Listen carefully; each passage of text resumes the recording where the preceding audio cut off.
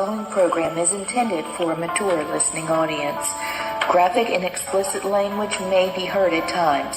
The views expressed and opinions given by the individual hosts and their guests do not necessarily express those of this station or sponsors.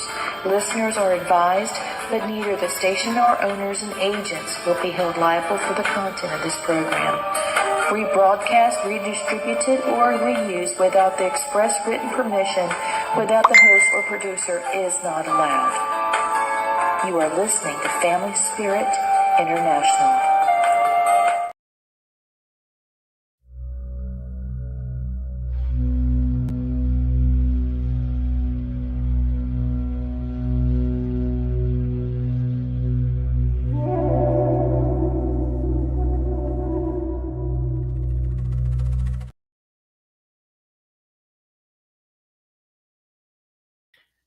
Hey everybody, it's time for Family Spirit International. Ooh, ooh, ooh, it's going to be great. Ooh, ooh. Now let me add my co-host. Here's Blaine Rohan, my brother. Hey everybody. Well, how did Miss Ginger? Where's my Yeah, little she's looking for you. I'm There at you the go, Ginger. I made myself a little desk in the living Nice. room, and the girls are like, "What are you doing here? You're supposed to be on the sofa so that we can snuggle you." And Luna is looking really not happy with me right now. She's down here with a sad face. Oh my gosh, I'm going to have to move. No, I'm gonna tell everybody hi in the chat room. Crystal, thank you again for you and Carol. Let me go down with y'all this weekend to Pauly Jail. It's one of my favorite locations to investigate. I have a Yes. blast every time I go down there. So we're looking forward to it. And can't wait to see you and Carol on Saturday. I know it's going to be so much fun. I'm so jelly. I wish I could go. You know, I love Pauly Jail. I It's an know. incredible place. So I'm just noticing how many people we have so far. David Hembry, thank you for joining us. Hey, Crystal. Hey, hey. I talked to her a little while last night. I know that you've got Haunted Syndicate running. We've got Thomas watching. Thank you, Thomas. You're one of our besties too. So, Yeah, um, Thomas. yeah, my buddy. That's So, my buddy. we're going to have a great time tonight. We're going to be talking to a near and dear friend of ours, Rex Nielsen, who's a wonderful artist, and he's a paranormal investigator. But we're going to talk about some things that we've never been able to talk to him about before. Oh, yeah, we love you guys. So, without further ado, I'm going to go ahead and bring Rex on, but I do want you guys to know that Patrick is coming, but he's going to be a little bit late. He had another meeting, so I'm going to bring Rex on right now. Here we go. Hey, Rexy. Hey. Sexy Rexy. Glad to be here. Thanks for having me on. Yeah, I'm so happy to have you here. So you're going to be in our neck of the woods in South Carolina, rather, pretty soon, isn't it? Is it this Yes. weekend? I'll be leaving your way a week from this Thursday. Okay.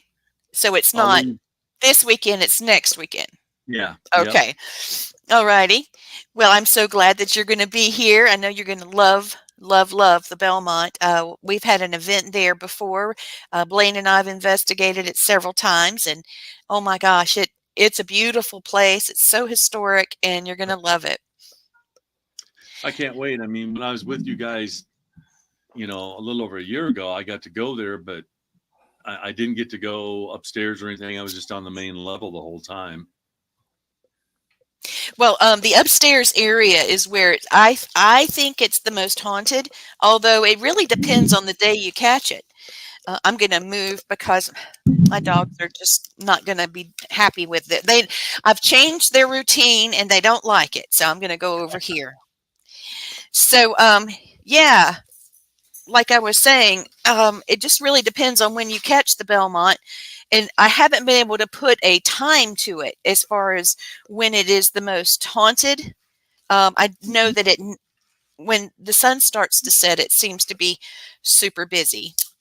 But spiritually, I should say. Oh my goodness, we got the light there. That should be better. It's a lot better. All righty. Well, teach me to change up the routine. Come on, Luna. Come on, Luna. Come on. Come here. She's looking at me like, how dare you make a change? Luna, come Yeah, see me. Luna. Oh, she's pouting. She's over there acting like she can't hear me. Luna, you better come see Uncle Blaine. Come on. Come on. She's coming. She hears you. Hey, baby. Get your booty up here. She's mad. Hello, See? Luna. Yeah. Say, How's hey, my Uncle. baby? Look, it's Blaine. You were looking Hi, for him. beautiful. Hi. Oh, my goodness. When I do the Abbeville area, I have been able to put something together in my head, see if when you're there, if it does the same for you. But the spirits there know each other. I know they've been, deceased for a significant period of time. It's all very historic Civil War era, but there's also the Revolutionary War era that is there also. And a lot of people don't put that together with Abbeville. Those of you, we got haunted angels. Hello, haunted angels. Hello, haunted angels. Yep. Thank you for watching this show. Hi, David. It's Blaine. So, what I find very interesting is that there's Brandon. Hey. Bubba. It's my Yeah. gnome. It's the gnome with the mostest. Yeah. So your haunted angels are here in the house. And we got Thomas Gormley. I just love that guy. Crystal Hill. We got a lot of great Look folks at here. all the people coming out for Sexy Rexy the Dragon Oh Slayer. my gosh. Yeah, buddy. You just want to hear the voice. I did. Hey, dude. All right, hang on. Y'all check this out. I'm sorry to take over your damn show. No. But you got to hear this, y'all. Do it. All right. Autobots, let's roll. Roll it out. Woo! Oh my God, you made me cough and everything. Oh, what up, Gnome and Sexy Rexy? That's right, Thomas. Oh my Lord. Girl. That You is guys so have a cool. you guys have a wonderful guest on tonight. I'm going to sit back here in the back and I'm going to enjoy it. To enjoy. Okie dokie. Bye. Here we See go. ya. Push. Bye-bye. Oh Lord. No, I'm like you, Lee. I could sit there and talk to Thomas because we both love stuff about serial killers. Oh, We're here's- weird. I know it. Phantoms of Yore. Thank you for joining, Elliot. So we've got folks from all over tonight. We've got Alabama. We got Georgia. We've got the New England area and Phantoms of Yore from Cornwall, Ontario, Canada. Sweet. Yeah, he's one of my favorite guys. We're Canadian Yep. famous now? Yeah, and Canada. Oh, Joanne Stewart from Canada. Thank you, sweetheart. Hi, Joanne. Yeah, this is going to be a good show. Patrick is late. Patrick is, his name is Patrick Welsh, and he has a huge team out of Savannah, Georgia. And I know that you guys everywhere know about Savannah and how haunted it is, but it's also a little bit commercialized. That's what, that's one of the things that Patrick keeps telling me. Oh yes. And Steve's story across the lake. Oh, did you see what just was posted? I was talking, but this popped up. Oh yeah, that's Patrick. Me and serial killers, you know us, buddy. It's like we got an eclipse serial killer now. Sweet. Okay, not for the people he's killing, but Tuesday morning cereal. Oh wow. Oh yeah, that's right. That's right. I forgot you do that. I didn't know you did that. I'll have to catch that. Yeah, you have to send me a link to that, brother, because I'm working from home tomorrow, so I could listen to it while I work. I just have to Sexy Rexy. He said Sexy Rexy slays dragons. That's cute. Oh my goodness. Well, I wanted to just tell you that I think that if you have, there it is. I told you he said it. Thomas, also please, if you're going to post the link, tag me in it so I can see it also. Yeah. If I can't catch it, I can catch it later, That'll be awesome.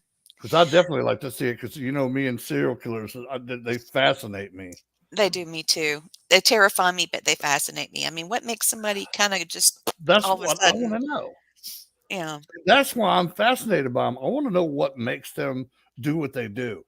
Was it nature or nurture that did it to them, or were they just born with a gene that says, "Okay, I'm gonna be a serial killer now"?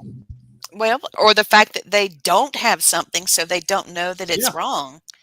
You know, is it emotional novocaine where they don't feel anything? I mean, yeah. I don't know. I don't know. But he will, and we'll hear all about it. But back to Abbeville, a lot of people say that the Civil War started and ended in Abbeville, but it actually did start somewhere else. But the paperwork where the South seceded from the Union was actually drawn up in Greenwood on Cambridge Avenue and then taken to Abbeville. And I can't remember the name of the mansion. It just went out of my head. I shall look it up real quick. And then the paperwork where the South seceded from the Union was actually signed at this place, mansion in Abbeville. I know the telegraph that sent word Burke to Stark. yeah, the telegraph that was sent to start firing on Fort Sumter was sent out of Montgomery, Alabama, and they actually still have Yes. the telegraph. It's in a law office now, and I've actually got to touch it. It's pretty cool. That is so, you've got to touch it. Yeah, Wow. yeah. That's pretty crazy. Well, the Burke Stark Mansion in Abbeville, you'll be able to see it. You could just about step out onto the main square, Rex, and look down the right side of Main Street, and you could almost see it. Go to the next red light, and you can see it. It's I did there beautiful. because I You went did? to went to a bakery and a little antique store, and we went down that street, and Okay. yeah, yep, Yeah, I you know did see exactly it what you're then. talking about. Yeah, But there is a coffee shop that's okay. First of all, I'm gonna just. I hope that I'm not ruining anything, but the building across the street from the Belmont, if you're sitting on the porch looking out, it was a funeral home. A oh lot of yeah, people don't know that, and you know that it's a funeral home because um, the window is high enough where if you're in a horse-drawn carriage, you would be able to do this thing through the window, and the Mhm. window is shaped like a coffin, Yep. okay? So they would put the body in the coffin and then put you in the chute and deposit you like a deposit in the bank until the funeral home opened, but you'll be able to see that. So please take pictures. I took a few, but the lights were on. There's some, like lights where there's a sitting area there, mhm. and I got a bit of reflection, and it made it look smoky whenever I took the picture. And I didn't notice it until I got home. And I know I'm close to Abbeville. I'm only like 15-20 minutes. I just don't think to do it. So, and you're an artist. I know your pictures will be great. So don't forget to take a picture and post it because I think people I would will. really find that crazy fascinating. But you can go in that building and they're selling organic things like I know they're selling eggs, free range eggs and milk from the dairies that are in the area and things like that. But they also have, goat's milk soap and things. We have investigated. David in the chat room is reminding me. Yes, we did investigate there, and we have investigated since then again. So that's awesome. And I love the place. So Rex and Patrick will be available. The name of I don't have the information. Rex, do you? Yep. Give me a sec here. Thank you. I'm sorry. It Oh, just that's okay. um, he's doing this awesome event with Patrick. Let me see if I can pull it up that way. Margie Chrisley Blaylock, also known as Marjorie Linnell, is an author, and she does ghost tours, not just ghost tours, but Yep. she does them. Hourglass tours. Right. She's an author, a speaker, a tour guide, storyteller, and she owns Hourglass Tours. And I don't know if you saw the latest post for her, but she's got an incredible idea. She's going to do the Trenton Peach Festival, which is not far from, the Greenwood 96 area. And it's a peach festival. So she's going to take people in her tour bus there. So it's air conditioned. They don't have to worry about parking and things. And then she's going to, bring them back. I think it's great. And she's only got a few seats left. So, and she just announced it today. So yeah, go girl. And she won a really incredible award. She Yep. was Very named, deserving of that. yes, the number one tour guide in Greenwood, South Carolina. And there's a lot of tour people, not just tour guide, but, booking tour. It's pretty crazy. And for her to be a, a female business owner doing this, and an author, and she's just really got it together. And I'm just really happy for her.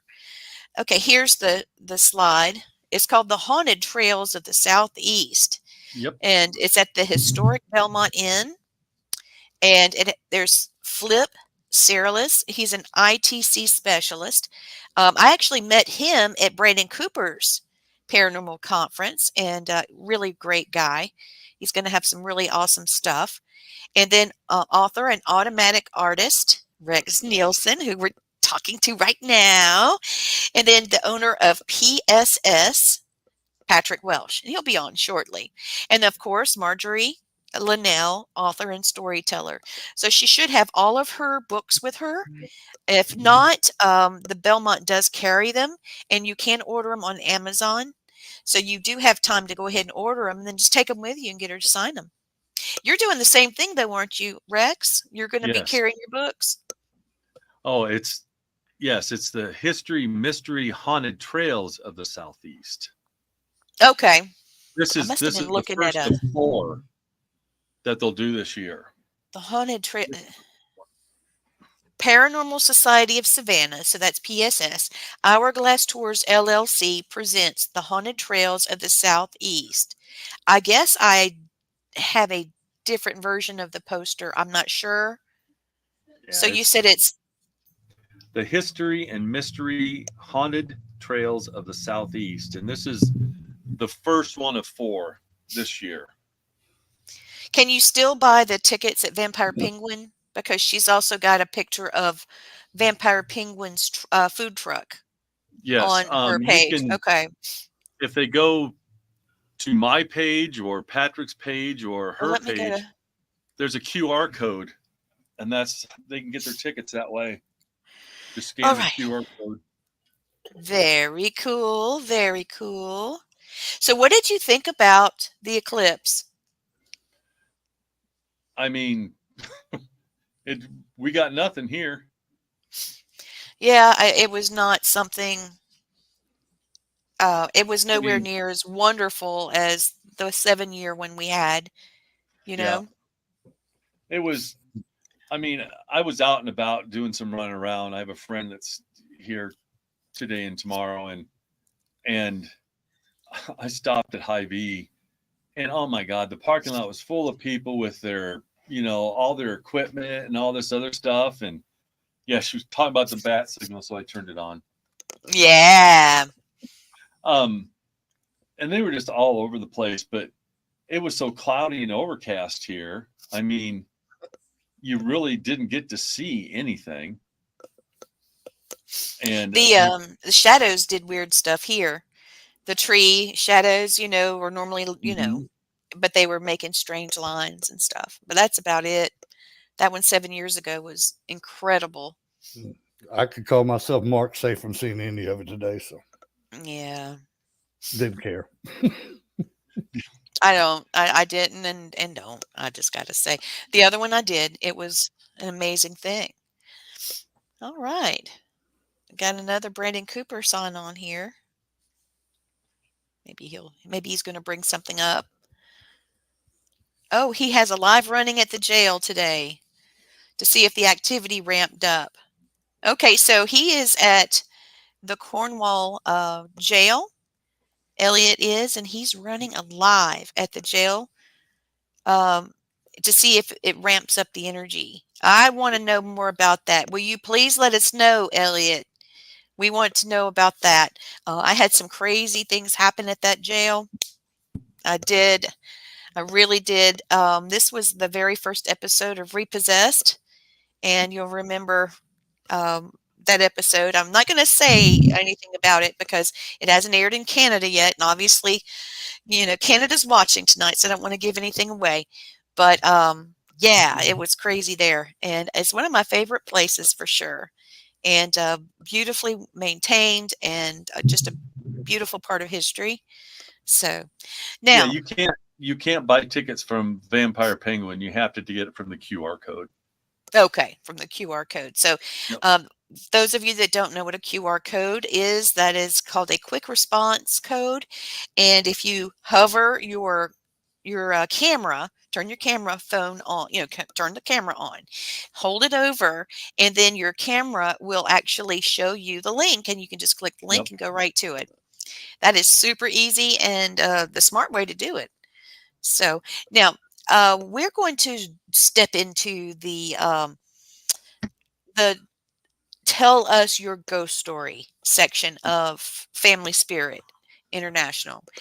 Blaine and I have been searching for people that can tell us the origin story. What is their, the Genesis story? How did you come Yeah. into the paranormal? Oh man. I was 4 years old, and we lived in Raleigh, Iowa, which is from where I live now. It's let's see, about 22 miles away. It's a little town.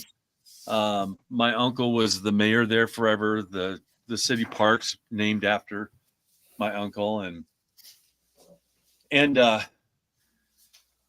my sister and I had the bedrooms upstairs, and my bedroom was big. It was probably 10 by 10. And I had a closet in it. When you opened it up, it had steps that went into the wall. I hated it.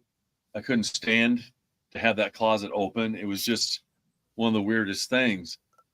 And then one evening, I was sound asleep and was woke up by these two apparitions, and they were floating right next to my bed. And I drew them. You drew them. Yeah, of what I seen. Oh my God. Those were next to my bed. And I couldn't tell any facial features or anything, but I could hear them in my head.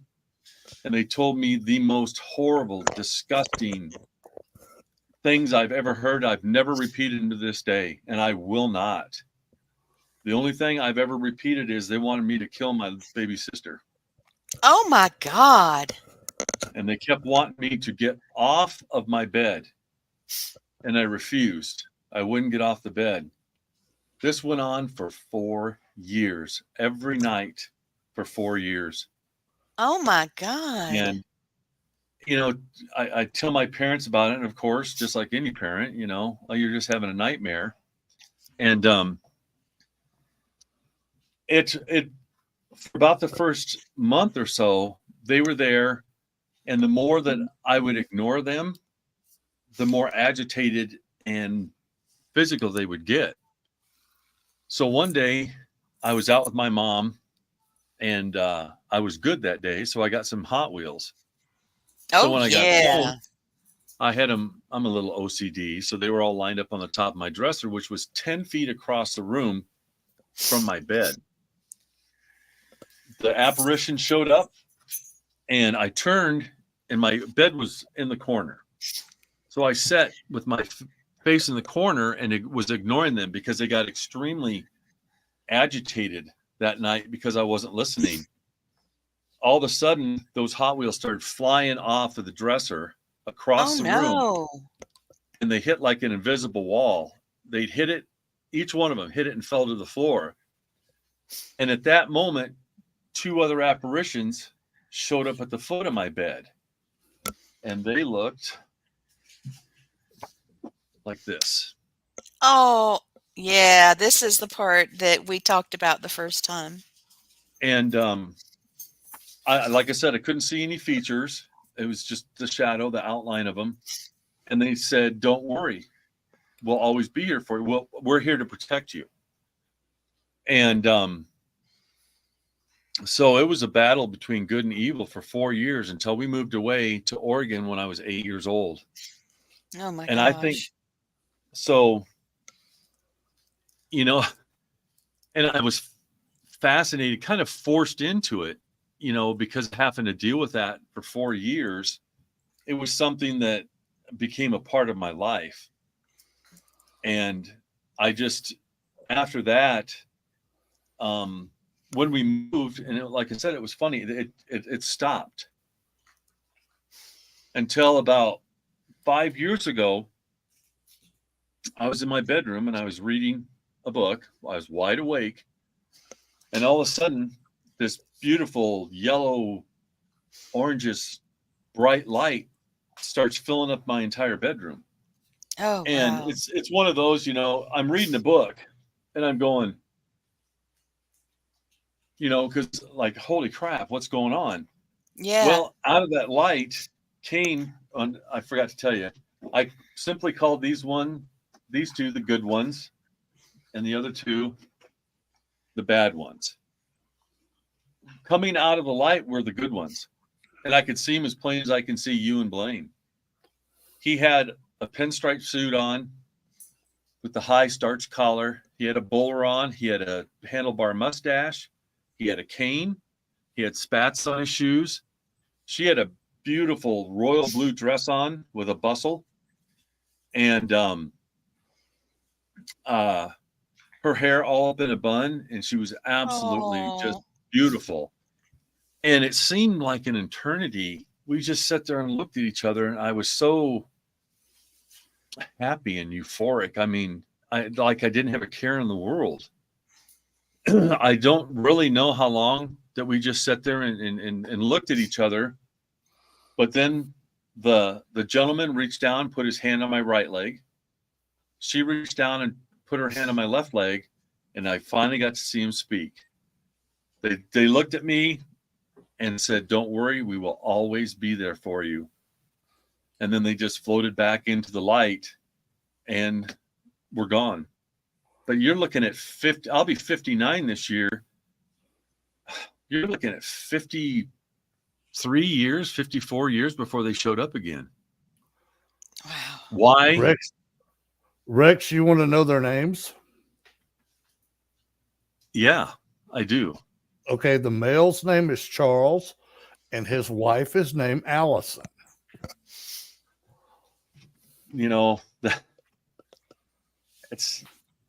That's amazing, because it's something that became such a huge part of my life and still is. I mean,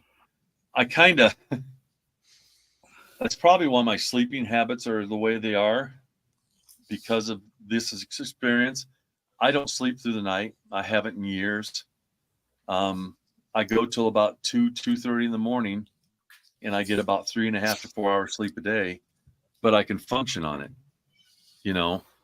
and because when I wake up like at 2:30 in the morning, I'm awake. I start my day at that time. It drives Joy crazy, but yeah, I will tell you this. Their last name is Beauford, Bouford. Where's my They died in 1721. Both of them died of consumption, and they were on that property, and they decided to take you in as they're your spirit guides. So you got a husband and wife. Yeah, because and they're always there, but they only show themselves. They need to show themselves to you, but you need to acknowledge them and let them know thank you. I do it a lot because I miss them. Well, they're there. And with all the stuff that everything has happened since last year, there has to be a God in there. Them two had to be there as well and a part of it, because They were. You know, how I kept my shit together from last year till now it's a miracle. Because I got to the point where was just going to stop everything. Wasn't going to do my art, wasn't going to do the paranormal, wasn't going to do anything. And but now things have changed. Different things have happened in my life, and I'm not letting anything stop me. I'm moving on and moving up. So Good. You know, even though I had 3 surgeries in 13 months, you know, I'm still. That's a lot. Yeah. That's 2 a brand lot. new knees and the new shoulder. You're the bionic man now. I know. Poor thing. I wish I could have done something. Oh, it was, you know, I'm glad it's done now because it's less and less pain. You know, having a leg that was shorter than the other one, now it's not. Good. I don't have the displacement of my hips anymore. Thank God. Bless your heart. I stand up straight. You know, You know, for the I think longest that's time, Mom is aware of that. She's aware that that was your problem with your legs being uneven. And see, Mom, when she fell and broke her femur, now she's dealing with that. So I really feel like that's one of the reasons why she feels so super close to you. I I I adore her just like I adore you. And you too, I Lord. love you too. You're a sweet man, Rexy. Thank You you. are, I and I hate try. it so much that you've been through all of that this year. So Charles Beauford, Bouford, and you were where? You were in Iowa? Raleigh, Rowley, Iowa. Mm-hmm. Oh my.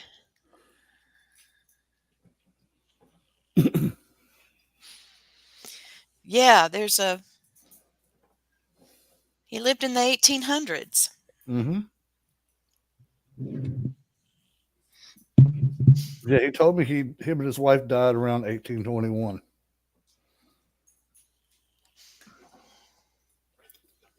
That's so crazy. Mm-mm-mm. So one of the first conversations that Rex and I had, Blaine, I was at the haunted Hey, event good that Mills. Thank you, Haygood Mill in Pickens, South Carolina, that Brandon was putting together. And uh, I heard when I heard Rex talk about his story, um, I know you know my story about the man in blue having that iridescent blue suit, you know, and being able to see him and him telling me he protected me and things. It was just so amazing that that's how I saw my angel, and that we were both about the same age, and now here we are friends, and you know what I'm saying, and that there's a Yeah. parallel there. And that really, and see, Mom also saw the man in blue. That's what we called him. I didn't know that until after I'd written my book. She said, well, you know, I had my own man in blue. Well, why didn't you tell me? You know, Mama, what are you doing? You know? So, yeah, we had to talk about it a good bit. He's generational. I do believe so. I know he is. I do believe so because Mama Jenny had seen something similar, and Mm-hmm. and I know Elijah saw him. So, you know, yeah, there's something to that. And take it back about 14 generations he's been around. Just saying. He's something else. Well, I know he made me feel a lot better. I was super sick. Were you sick or just being plagued by these evil things? Is you didn't have an ailment, did you? Me? Uh-huh. I was incredibly ill when I was younger. I When was you were ill younger. most of the So time. Yeah. so you had that going along with these evil entities saying ugly things to you. I didn't have the entities, but I could see spirits. I couldn't tell sometimes, especially when I was sick or sleepy, um, if they were in the flesh or in the spirit. So just like what you described, you could see them just as clearly as seeing us. That's just fascinating. I wish we could draw a parallel here, Blaine. Maybe we could, write a paper about parallels about this. It would. Yep. I would like to know more about that. Needless to let you know, Uh-huh. Mama Jenny is on your right side. I wondered. I wondered. You can see her shadow, and she'll wave every now and then. Bless her heart. She's my love. I'm telling you, she knows I've had a heck of a day. Yep. I love that woman. First time I ever met her, Rex, I walked in, she goes, I'm keeping the tall, handsome one. Oh, yeah. She let us know. Yeah, he's mine. He's mine now. He's my son. Oh my God, that's great. Yeah. Yeah. I wish that Mama Jenny could have met you too, Rex, because she would have liked you. But yes. yeah, Mama Jenny I love that woman, and I love Mama Judy too. Oh my God. I mean, that's my other mother. Oh, and hey, we've got some more people that have joined. I'm sorry I didn't see. Oh, hey, Larissa, thank you. Hi, Tracy.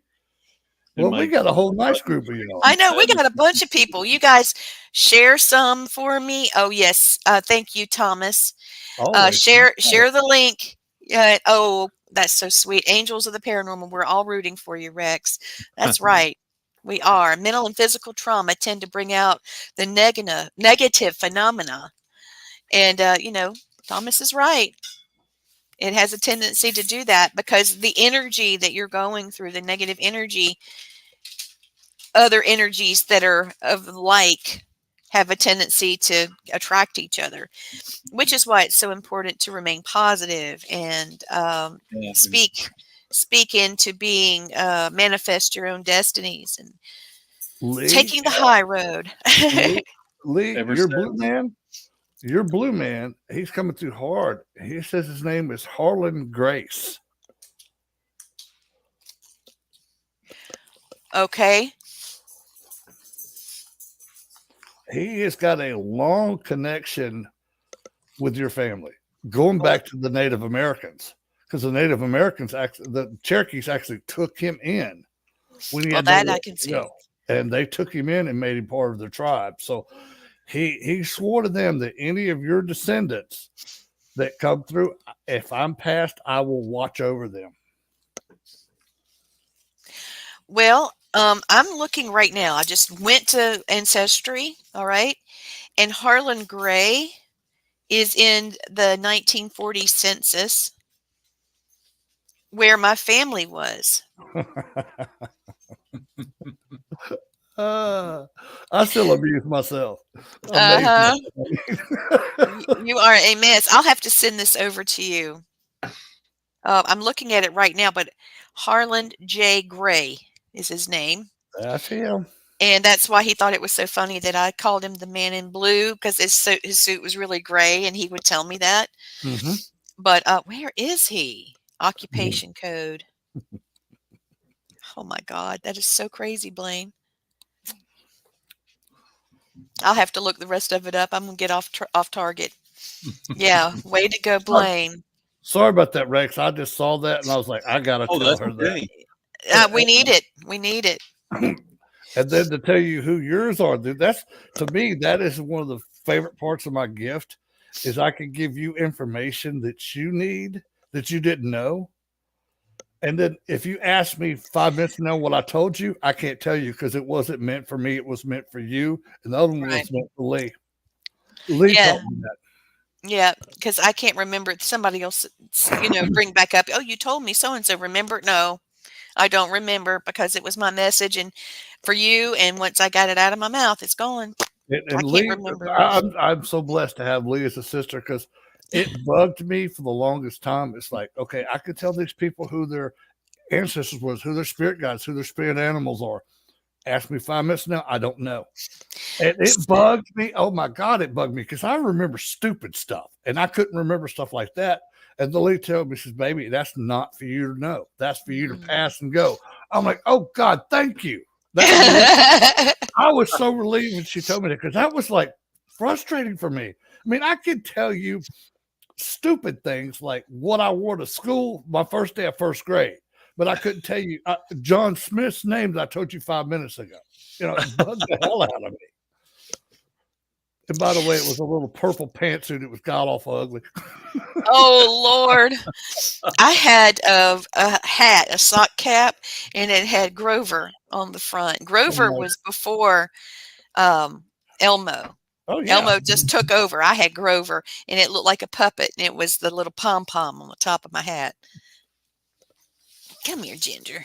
You know something else weird? Do you know that Cookie Monster actually has a name? Really? What's his name? His name is Sam. Go figure. I'm like, Sam? Why did they call him Sam the Cookie Monster? No, it was just Cookie Monster. But his name was Sam. No last name. It was a Cookie Monster. Oh, wow. That's crazy. Yeah, I was this many years old yesterday when I found that out. Like, I'll be damned. I love you too, Tracy. Thank you. Tracy's always awesome. Hi, Tracy. She did shirts for me, and they are beautiful. I love them, and I bought some more for her. Yeah, I hope she comes to one of our events I'm coming to in May and June. Yep. Grover Sesame Street. Yep, that's right. Sesame Street. So tell me a bit how your art has begun to change. You know, when I first met you, you were telling me how you were just starting to draw again, and you had done the drawings for Aaron G. Thompson of 28 Days for his children's book, and then you know, you just started doing art. You illustrated my book for me, and everything was going great with that. And then there was a period of time where you had your surgeries, and I had a lot of things going on as well. And now you're doing a new. It might not be new. I might not have known, you know, what it was. So tell me about. Yeah, tell me about it. Well,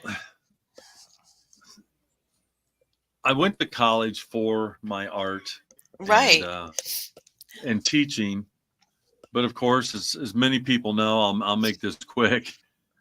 That I went into law enforcement because my ex-father-in-law told me I was too fat and too stupid. Oh, that's so I ugly. took it personally, and I ended up giving 31 years of my life to law enforcement. And during that time, I'd actually stopped drawing. I had stopped for over 30 years because I kind of just lost my faith and ability in it. And yeah, well, you had your mind on other stuff too. And then in 2016, it was just like, to coin a phrase, it was an epiphany. I just said, I need to start drawing again. I have to. It's something I have to do. And it's funny, stuff from 2016 to 2024 is like kindergarten to Da Vinci. I mean, I progressed just above and beyond where I thought I would ever accomplish where I'm at now. And the more I did it, there was a thing that would happen quite a bit, that I'd be drawing a picture and I know exactly who it would be for. You know, I'd just be drawing a picture. Oh, yes, I remember you telling me that. And I'm going, I know who this is for, whether I knew that person or not. Because I could be at an event, I would carry these pictures with me. And I could be at an event, and all of a sudden this person would walk by me, and I'd stop them and say, wait a minute, I have something for you. You know, and I'm scary as hell some days, you know, 300 pounds, and they turn around and see me standing there. But it's such an amazing thing, you know, especially to a complete stranger that's from another state that I've never crossed paths with before. and bring them, over to my booth or whatever, and give them that picture and see the emotion that comes across them going, how did you know this? It's just a gift. There's nothing I can explain. When it comes across very vivid. And I know that I need to get it done. And then I can't wait to give it to the person that I've made it for. And when it's somebody I don't know, it's so frustrating to have to wait for so long. But the effects of it and what I get from it is more precious than anything. I mean, oh yeah. And so I've started to branch out with it. As far as I know, it's automatic art or automatic artist. I'm conscious when I do it, but if I'm touching somebody, something will come across to me and I'll draw it, and which is difficult for me. I got to get used to, because, I put 50, 60, 70 hours into a drawing. And when I have somebody sitting across from me, I get 10 to 15 minutes and put a drawing together for this individual. And, and it comes through so strong, and it's something strictly for that person. I have no idea what it's for. Right. I know what you mean. I could draw a banana that looks like an alien, and for somebody, they would know exactly what it was, And, that's so cool. And so I branched out, and I'm going to start doing this more, because it's another calling. It's something that Marjorie actually and I talked about. We were talking one day, and she goes, "Oh my gosh, this just come up in my spirit, about this." And we talked and we talked and we talked and we talked about it. And I can't wait to come to Abbeville and have a room full of people and do. It's something you have to experience. It's something I really can't, put into words. It's something that you have to see and experience. And I'm so excited. I'm excited for you. I'm so excited for you. Coming with me than. Oh, that's going to be wonderful. But yeah, what a talent! Thank you. I laugh and tell my husband, I'm a psychic shopper, and he was like, "Oh yeah, right." No, I'm a psychic shopper. You don't understand. And when my daughter was living at home, I'd come in and I'd have something. I said, "Oh, I got something for you," and I'd give it to her, and she'd look at it and say, "What do I need this for?" I said, "I don't know. It's coming. Just go put it in your closet." And sure enough, it'll happen. And, we would just laugh, and now I've got a student, his name's Andy, and he's got the same ability. It's hilarious, because I will be somewhere and I'll have this really cool thing in my hand, like, a certain type of bell that goes on the door or something like that. And I'll turn around and Andy's standing there with the same thing in his hand, and we're laughing, And but see, that doesn't take near the talent as you actually being able. Look at the baby. There's a baby. Yes. Wouldn't be a show without having baby kitty. I know, such a beauty. Hey, baby. See, I appreciate Rex, because he can draw. I can't draw stick figures. Show him some of your art, Rex. Show him. Oh man, I see a lot of it. Oh yeah. Like, most of it's packed away, unfortunately. Well, you did our logo for us, so we're going to be using that. Hold on, let me find it. I can pull it up real quick. Let's see. And while we're all poking around looking for these things, Tracy says the man was not right in the head that said those things to you, and I agree. Anybody told you you were whatever it was he said about you, that's too wrong. Fat, too stupid. Yeah. Too fat and too stupid. What a pissant, Yeah, and I was so hoping that man would drive through my county at some time, because I would have gone walking tall on that guy big time.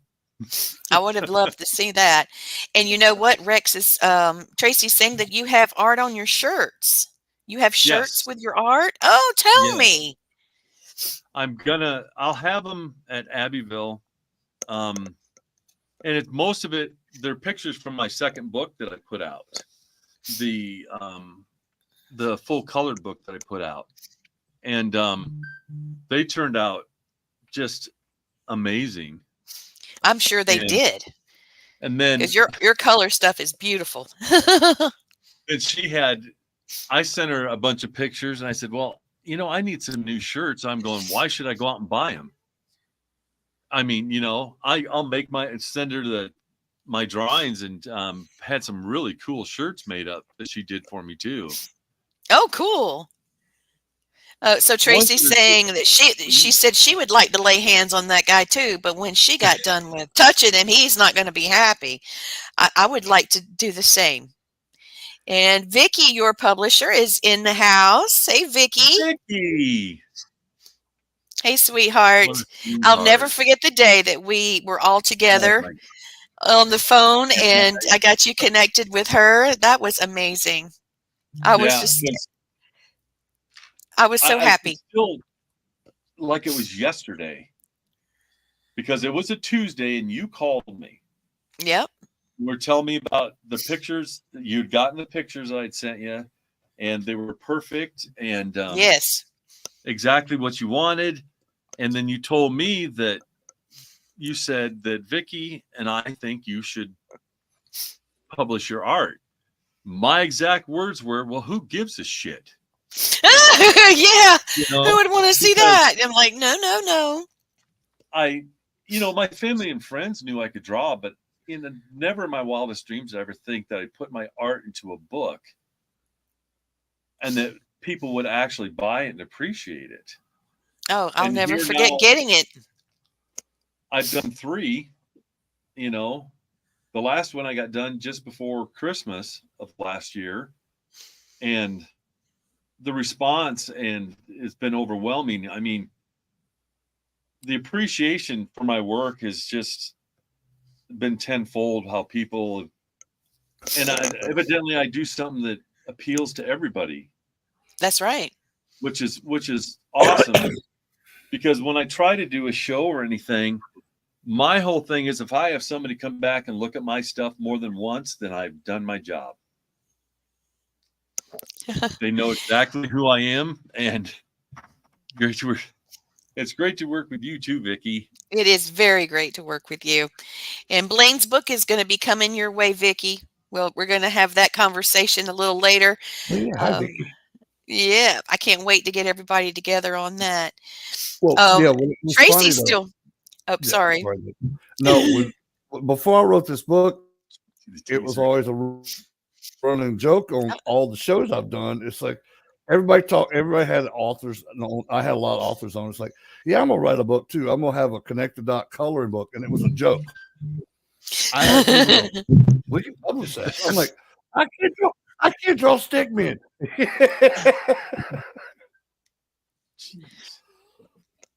But the only thing I can draw is a beer out of a keg. Oh, that's right. I just did. Well, I'll show you these right quick since they're here. My art's much different than everybody else's. I like stuff like that, though. Oh, wait a minute. Wait. Oh, do it again. Oh, yeah. I love that. Oh, man. Now, I'm just going to tell you the details in a painting like that. If you could hold it and look at it, it would make, yeah. I've got people saying, I love that. I want that on a shirt. See all of those lines and the details? Those are dots. That's his. No, those are just straight lines. They are? Oh, okay. Yeah, and I do not use a ruler when I do that. That's all freehanded. I will find. I've got some new stuff. Blaine, he said it's freehanded. Yeah. I can't freehand shaving my legs. without hurting myself. Now, I'm not kidding on that. What do you Oh, think? I don't Lord. shave that much. They do look But amazing close up, Vicky. That's so true. there's, I mean, this is one of my favorites here. Oh, look at that. Oh my And those, God. and there are dots. That's how the eyes were done. Oh, The wow. nose. And then down here, it's all dots. But in order for me to make this run, people think that I use watercolors, and I don't. It's alcohol markers, and I take rubbing alcohol, and that's how I get it to blend together. And then I put enough to a drop at a time that it would run down. So it ran down, and I had to hold it just enough so they would be parallel with each other. And that was a technique that about Excuse 6 me. months after I started, getting back into my art, because it took me about 4 months to figure out what medium I was going to use and how I was going to do it. The pointillism just came about a 1.5 years ago. Now you said Because pointillism. yes, Is that something you have designed personally, or is that a technique that? no, that was a technique that it was called when I was going through college. Now they call it stippling. Oh, And I have heard of that. yeah, I don't call it that because I'm old school, and that's what I learned, and Well, that's what I'm going to call it. So the stippling that I'm aware of, and I'm not. I did take art classes, but I modeled more for art classes than anything. So I was in there listening to the lectures because I was, standing on a table or something, or sitting on a, whatever, and so yeah, stippling was done with something like a sponge, with yep, what I had seen. it could be done with different. Yeah, they kind of broadened it out, but pointillism is strictly you're using dots to enhance. And I mean, the shading that I can get off by using dots is far beyond me using any grays or anything like that to shade something, because it makes the picture come off of the page. It does. It absolutely does. And But you would have to be educated. You'd have to be schooled in that technique. You can't just decide to get a stippling brush and start poking around and hope for the best. I mean, you're you'd very better take some strategic. time, Yeah, yeah. because it's, I think you can see, yeah, this one here. Oh, wow. Wow. Isn't that pretty? I love And it's those all colors. And look at the eyes in there. mm-hmm. I did see, and this is probably a silly analogy, but not an analogy, but a comparison. I saw these little art things that you can buy, and it's got these little dots in a case, and you take this thing and you stick it on the dot, and somehow it stays, and then you take Jipper it does over that. to the thing, and then you stick it on the thing, Yeah, and Jipper it does takes. that. I know, I love it. I didn't get to try it, very long, but I've seen other people do it, and it looks like fun. And I guess the theory of doing that is similar to what you do, but see, he doesn't have the chart to where he puts the dot. He's making the decisions about the dots. So that's a whole It's lot. just, That's just a whole lot. because there, some pictures. Well, my coloring book that I put out before Christmas last year, I mean, I had over 150 hours, and that's all 40 hand drawn pictures That's a lot. that I did, and I wanted people, like I told everybody, it was love, sweat, and tears that I put into Hmm. that book, and I'm extremely proud of it. You should be. Especially, it turned out amazing, and I wanted it to be therapeutic for people, and I'll guarantee you, if you get one of my coloring books, you're not going to color one of those pictures in 15 minutes. There's no way. And if you do, it ain't going to look very good. because the detail that I put into those pictures is just, I'm still kind of amazed at what I did for that book. But it was well worth it. It was I well can't worth it. wait. I'll order mine soon. Well, that picture I And just did for you was all dots. oh, I know. I love that. I don't have it to show now because I've already given it to my student. But for those of you watching, a friend of mine, she's a student and a friend, and she has a haunted object, which happens to be a pocket watch. And we know that it's haunted because we've investigated it. And there's a lady named Edith that lives in it. The watch didn't work and doesn't work unless she's in it. So I guess the battery doesn't have enough. We don't even know if it has a battery because it has never been, we've not tried to get in there to fix it. So, but he wore it to a Halloween masquerade ball at a haunted location, and the thing was not working. He bought it at Spirit of Halloween. It's a little steampunk looking style pocket watch. And yeah, he was enjoying himself, dressed up and everything, but the thing wouldn't work, which it didn't have to. And after they were there a while, it started ticking. And then suddenly it stopped. And they said, "Now, wait a minute, what's the difference?"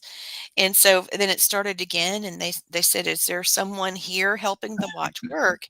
And the person that was doing the haunting was the one saying, "Yes, I'm keeping the watch on." And so it turns out her name was Edith, and she came from the location, and she stays with him. It took her pretty much the whole night to decide whether she wanted to go with him or not, but she comes and goes as she pleases. And And her name's Edith.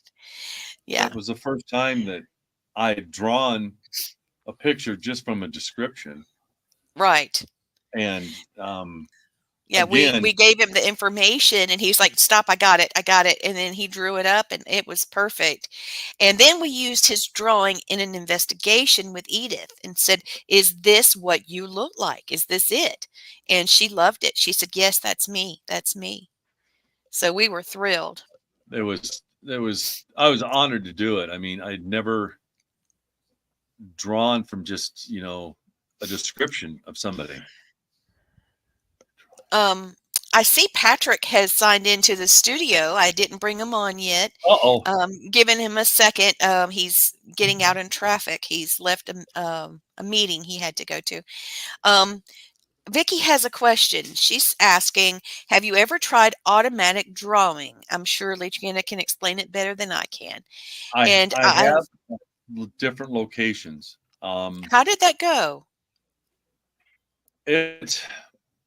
It went well, but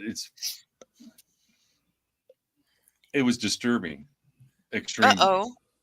And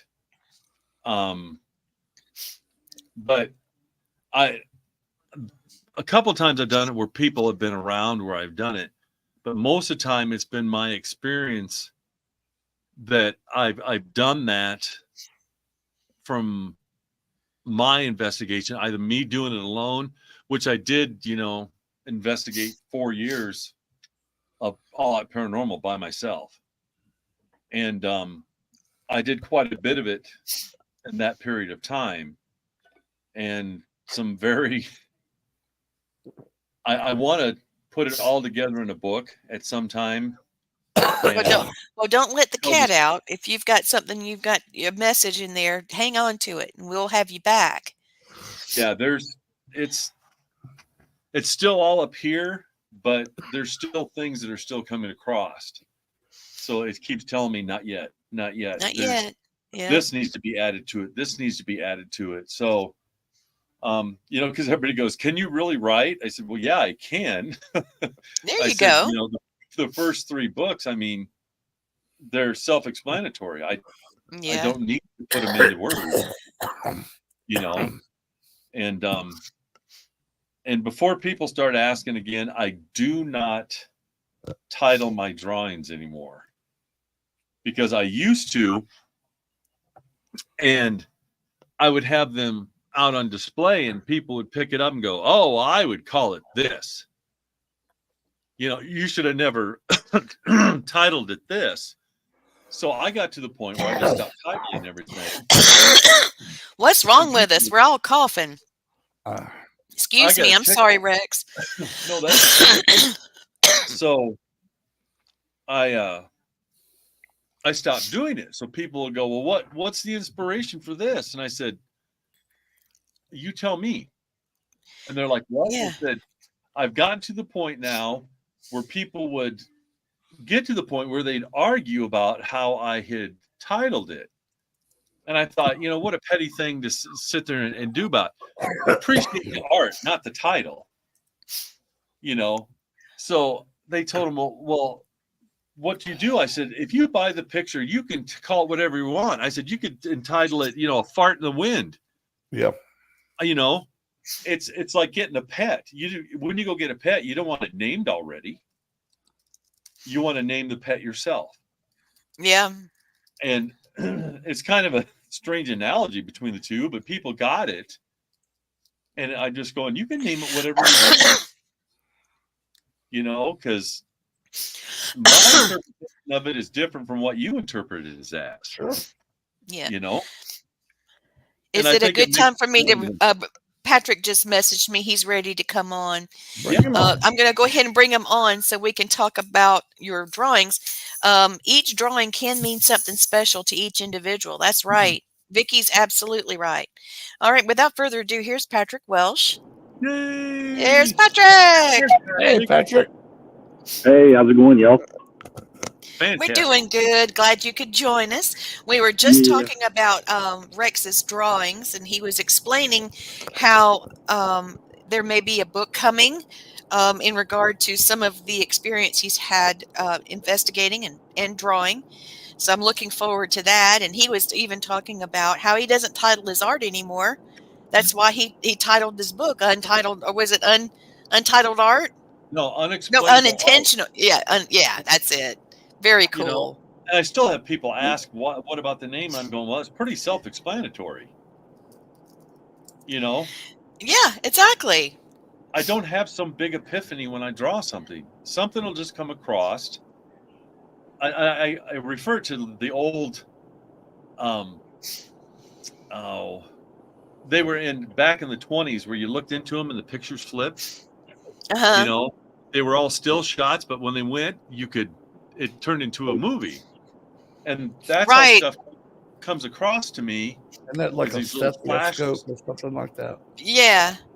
And you know, that's actually how I'm able to see some things that I do psychically. Hey, Irene, thank you for watching. So we've got Japan in the house. Wow. We have Canada, Japan. We've got, I know we have Italy, and we've got some folks here in Greenwood, South Carolina. And I know we've got people in Bama across the pond. Yep. And then we've got, you know, our publisher, Vicky. Vicky, I'd love for you to meet Patrick. Patrick, Vicky's on watching you. So I need to set up where we can all just talk. Cool. You know, let's all just get a coffee and talk. Yeah, we're having a great show tonight, David. Thank you very much. Patrick, we've been talking about you, brother. Been talking about your team in Savannah and how you guys are coming to Abbeville and the name of the event and what Rex is going to do. And I do know the ITC guy. I met him at the Paracon at the hunting at the mill, Haygood Mill. Oh, cool. Really cool. Can you guys hear me okay? Perfect. Yeah, you sound great. Okay, cool. Yep. Just make sure. I apologize for the tardiness, but you know, them Freemasons and Shriners, they say come running. You draw what you doing. Yes, you move. That's how I was raised. All the men in my family were Masons and Freemasons and that. By the way, Rex, Jay says, I do like the concept of letting someone else name the art. Like buying the book, they can name it whatever they want because art is up to interpretation, you know. And you know what? I've always felt like it's not like a haunting is up to interpretation. That's not true. But a person's energy can bring out something different in an object or a haunting. Yeah. Just like if you're talking to someone, and then their behavior creates, a different response and a different, attitude from a person. Well, you must have got that person on a bad day because they've never been that way to me, or vice versa. Wow, that person's usually pretty, strict. That teacher's pretty strict. You must have really been in good favor that day. So art's the same way. I think everything is about your interpretation of. And Irene is saying the weather sucks there. She said it's cold and rainy out in Japan. So, do the cherry blossoms bloom the same time in Japan as it does here? Is it a weather thing, or is it a What? weather? Is it a timing thing or a temperature thing? Come on. I don't know. I just love them. We're doing a painting party Thursday for the town of 96. We're getting ready to do a little festival, and so we're painting cherry blossoms. So I got cherry blossoms on the brain. I'm excited. Hello, Bob. Thank you for watching, and Jay and Vicky, and gosh, we've got a bunch of people in the house. So, Patrick, we want to hear from you. I would start with more about the event you guys are doing together, but I feel like we've covered that. Something we can't cover is your story. What is your origin story of the paranormal? What brought you into your curiosity of it? Well, first, I gotta say I'm looking forward to Rex drawing me like one of his French girls. Woohoo!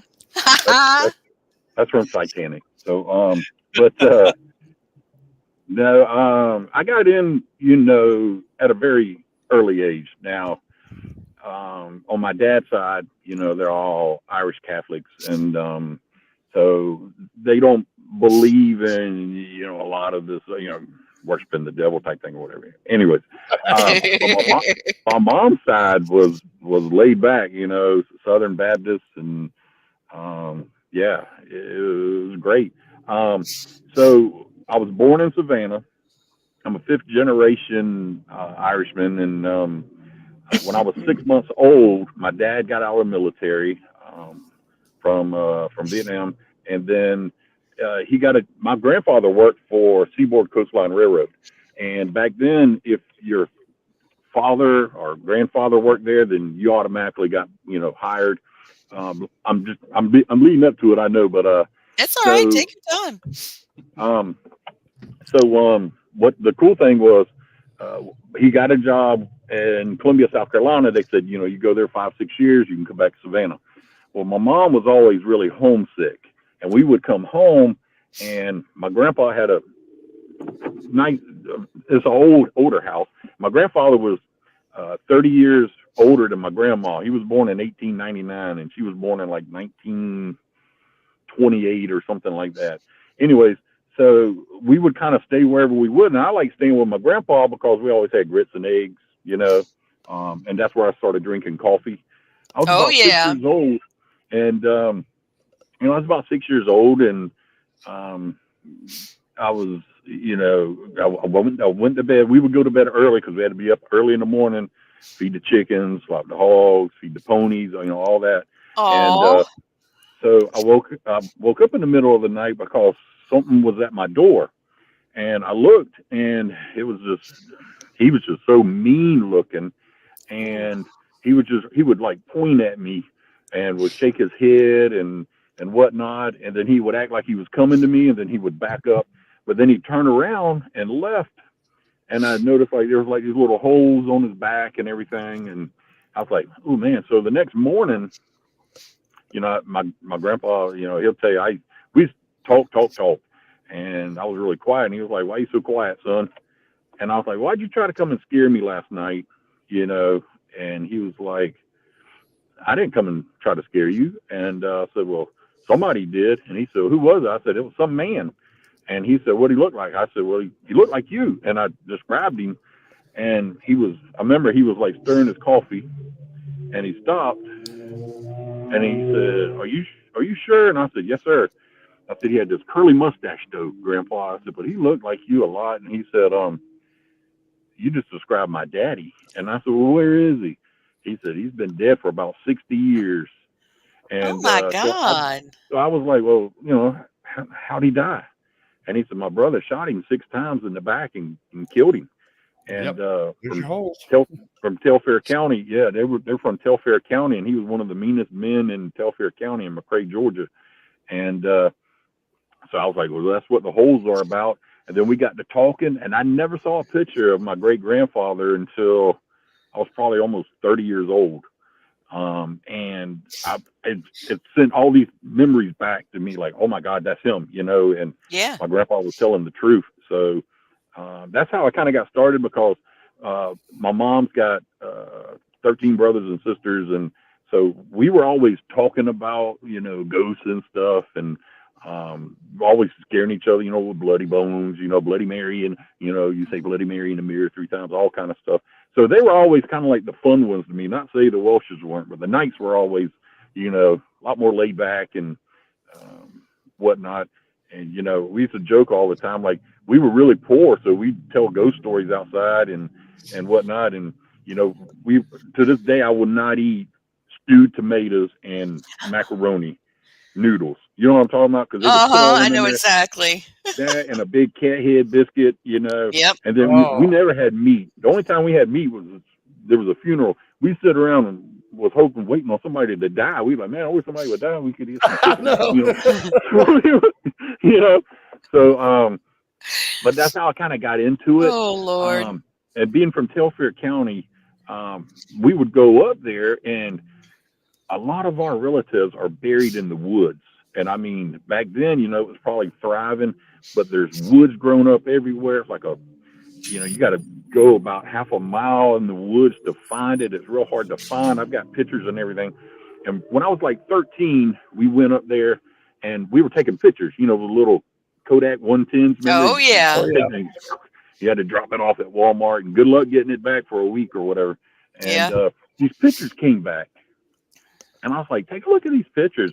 And my dad was like, wow, you know, it freaked him out. And of course, my mom showed it to her sisters and everything.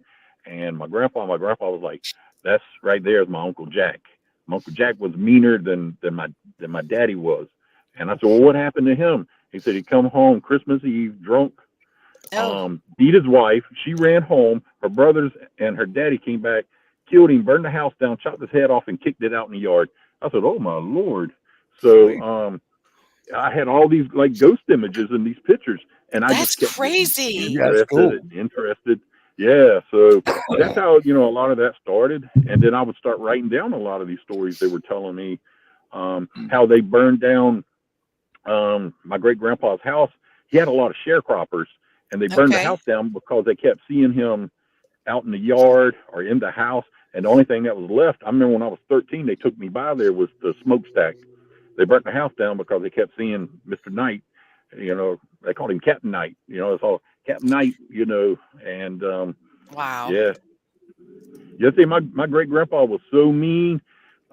He was like 5 minutes late for church, and they got there and the preacher said something, you know, you can't get here on time, you know, whatever, get here when you can, you know, and the congregation laughed. But he didn't think that was funny. He walked up there and pistol whipped the preacher. And then he would make it a habit. Holy crap! He would make it a habit of showing up late, daring anybody, especially the preacher, to say anything. They would not start church till he got there. Yeah, man. I'm telling you, he's a mean dude, man. Oh my God. It sounds like Captain York's story. Remember that guy that was so mean, and then when he got saved, he was totally different? Sergeant York. You remember that story? That's a true story. Sergeant York. God. But in the church, you know, being wow. Yeah, oh my God. So you've actually been able to capture some of your ancestors and have family identify them. Patrick, that's crazy, man. I've always loved that kind of stuff. And then when we lived in Columbia, I didn't know that you lived in South Carolina. No wonder you wanted to come back and do some stuff. Yeah, I went to Saluda River Elementary, and my sister was born in Casey, and I was born because I was born though in Savannah, and I went to Saluda River until first, second grade, something like that, and then we moved back. But I can remember my uncle my uncle Bubba, is my daddy's brother. He would get kicked out of the house a lot by his wife Uh-oh. because he drank a lot. So he would say, "Hey, let's go see a movie," and I was like, "Oh, let's go." So he would always try to scare me. And there was a movie theater next to the bar, but then the movie theater would sell beer to him. So he was like, "Let's go see a movie." So we go see a movie, and one of the movies was Bigfoot, and he thought it was going to scare me, but I loved it. This was like 1976, 78, something like See, that. I'm not the only Yeah. one with a goth soul. And then ever since then, Leonard Nimoy in Search Of, Yes, anytime that yes. came Yes, on, sir. I was glued because you had to watch it Exactly, then. You man. couldn't record it, tape it. Nope. Yeah, man. So, I would get, we called them, In search of. if we didn't have TV guides, we had the TV tempo. So, I Mhm. would look through what everybody else was, looking for the HBO guides. Remember, the HBO guides would come once a month in your bill, Yep, and sure you had, did. it would say 8 o'clock, Halloween, or whatever. Oh, yeah, I got to make sure, you had to watch it when it come Yes. on. Oh, So, yeah. I'm Because if sorry, you I was didn't, just trying to catch y'all up. So I no, was no, talking no, a I lot. I love it. Keep apologize. going. Keep going. It's awesome. I'm going down Yeah, memory it is. lane with you. I'm Yep, me too. 56, and I think you and I are similar in age. I think I'm older than you, but enough to where we still had because Rex is a year older than me, and Blaine, you're right there with Rex, I think. No, Yeah, didn't. I'll be 59. Okay, yeah, well, me I'm too. 56.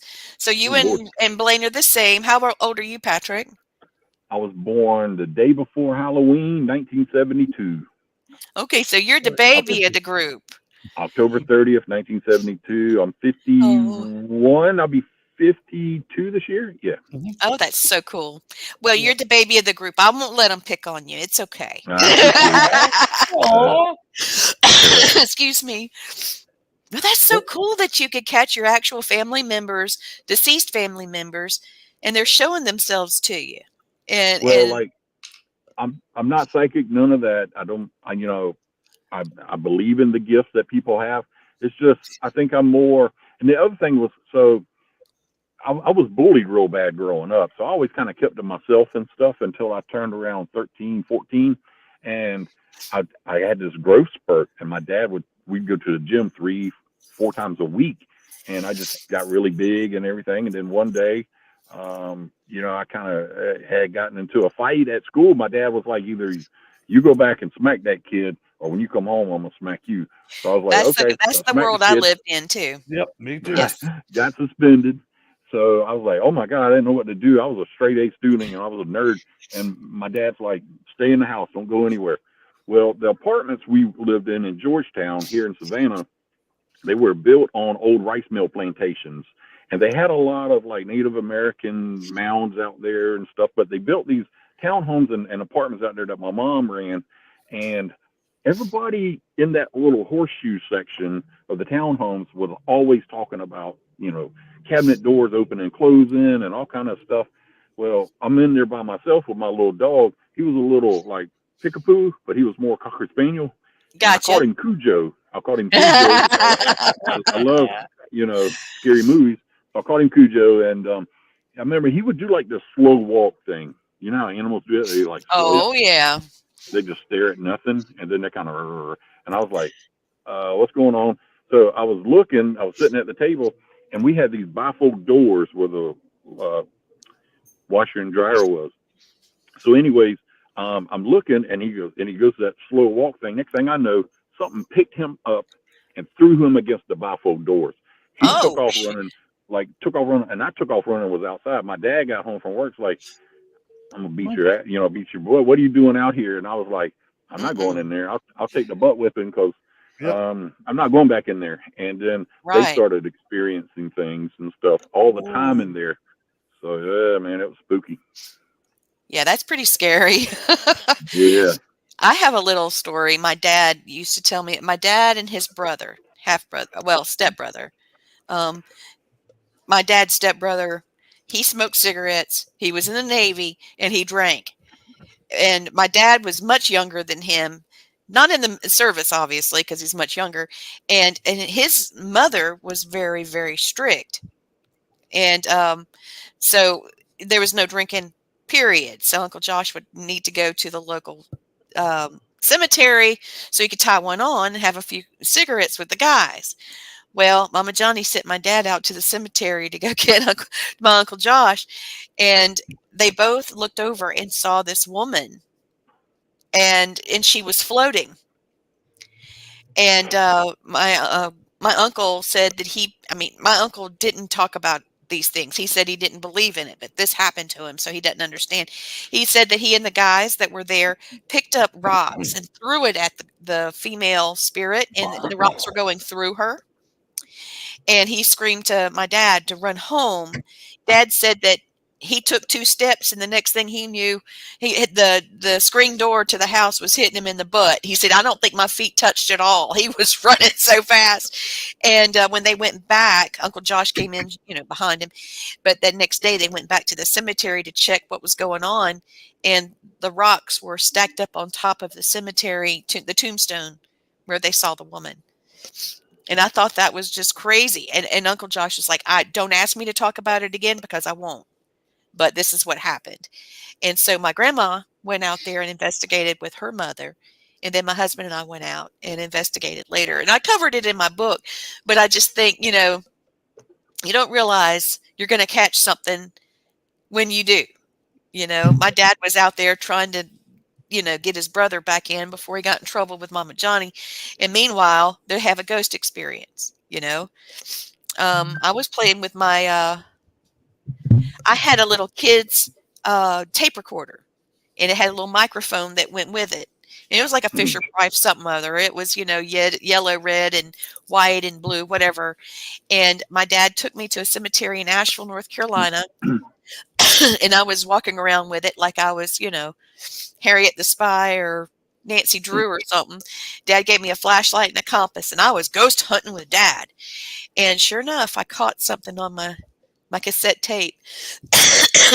And we saw Crystal Gale out there that same night.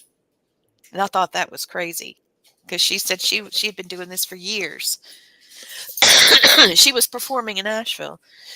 Now, if you see her or talk to her, I don't know that she says it to other people, but us being in the same cemetery she was at, and she's sitting on a rock, braiding her hair, and she talked to us about ghost hunting. That was pretty cool. I'm going to cough a while. I'm going to mute this so I don't blow your eardrum out. Excuse me. Blaine, how about you? I know that you had some things happen when you were younger with your grandmother. Oh my God. But what were some of the early things you did by yourself, man? Well, I used to go in that. Well, I grew up in Montgomery, Alabama, and we lived literally across the street from a graveyard. And it was a real rundown graveyard, but behind it was like a real nice cemetery with grounds cut and all that stuff. The one next across the street from our house, dude, it was weeds growed up 5-6 feet tall. There was open graves there. I don't think anybody ever come in and cleaned up the place. But it was always funny when we were little. My dad would always say, "I'll give you $20 if you go across the street." I'd always take him up on it. I walk across the street by myself. And my dad looked at me like, "Shit, I gotta give that little bastard $20 or $10 or whatever it was." But yeah, I saw some cool stuff. Now, the first spirit I remember seeing, I was about 4, and across the street in that graveyard, they had some of the best blackberries and plums and raspberries and strawberries wild that you go in there and pick. And we go pick grocery sacks full of them. And I remember my grandmother stopped me before we crossed the street and says, "I need you to stay." So I said, "Okay." And then as soon as she said that, I heard this lady crying, and I looked over my left shoulder, and this lady was in a beautiful white dress, and she was glowing. And I remember her leaning over the grave, and being the little Southern kid I am, I went up to her and said, "Ma'am, are you okay?" And she looked at me and goes, "I am now, baby." And still tears rolling down her face. And she looked at me and said, "Thank you." And I watched her just vanish.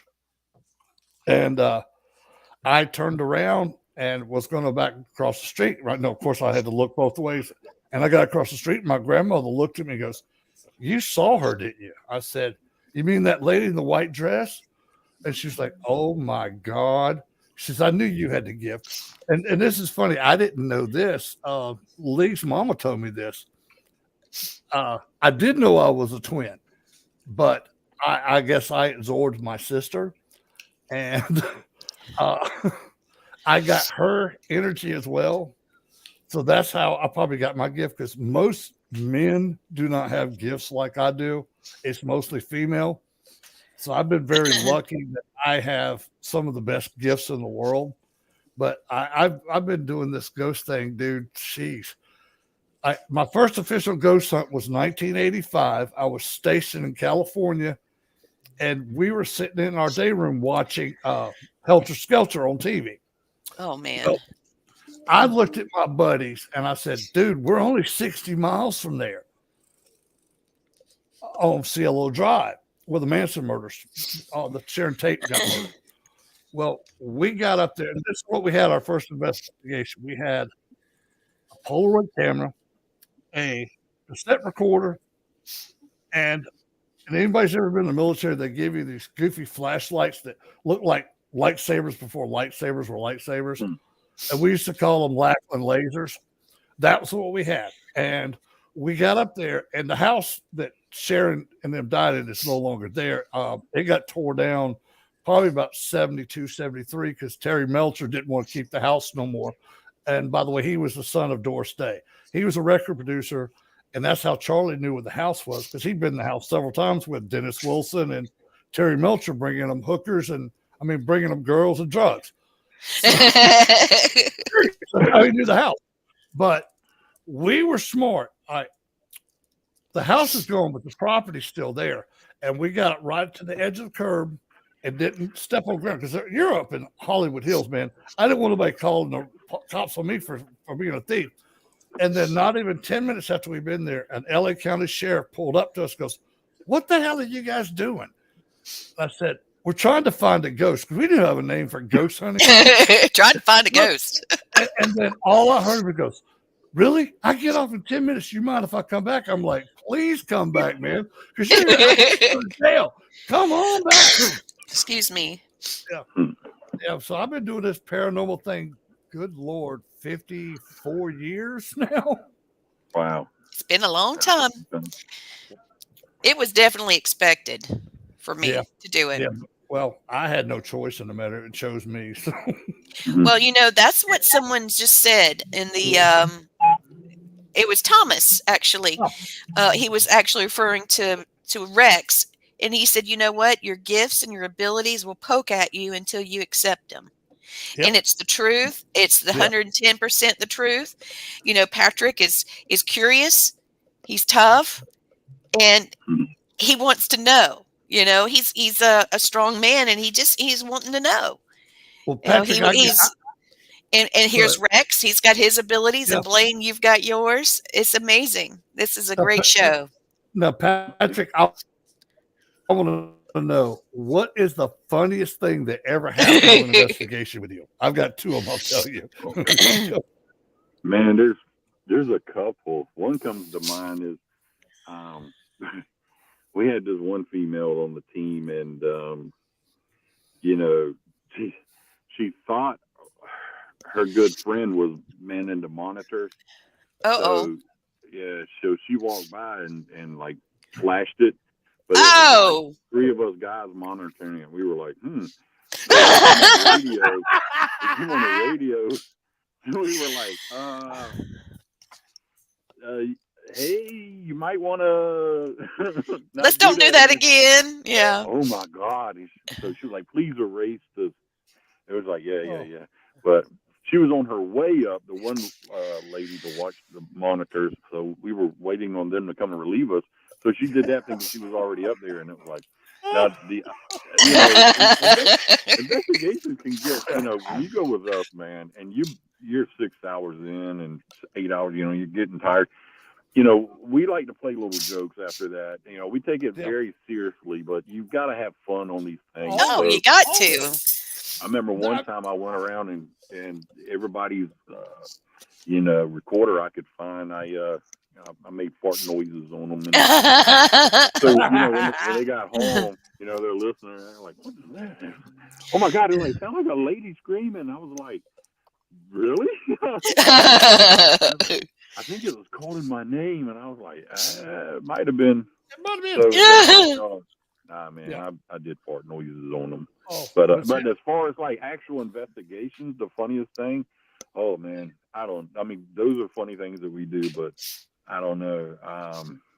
Probably having that cat jump out at me on an investigation. I opened these dresser drawers, and I didn't know there was a hole in the back of it where a cat had gotten in there. So I opened the dresser drawers just to see what was in them. I was like, "Oh, what was in it?" And it jumped right out. Oh my gosh! Yeah, man, I took a spooky doogie after that, man. It was crazy. He would have wasted one of them lives. Let me tell you. Yeah. Oh yeah. I found a moonshine still one time. Yeah. In investigation. Mm-hmm.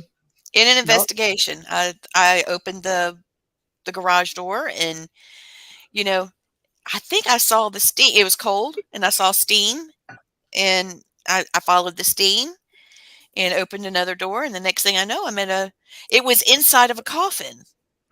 I don't know. Yeah, that's what I thought, but I sure did. I found a moonshine still, and a very, very old one beside of it, where they had been replacing parts. And I said, Nope. "Give me some of that, and I won't tell nobody where it's at." No, Patrick, two of the funniest things I've ever had happen on investigation with me. We were up at Waverly Hills, and we were doing an event up there. Well, we had people with us, and they had, they stuck them with all of us because we were supposedly the paracelebs. And we get up on the third floor, and thank God I had my ghost box running and my recorder running.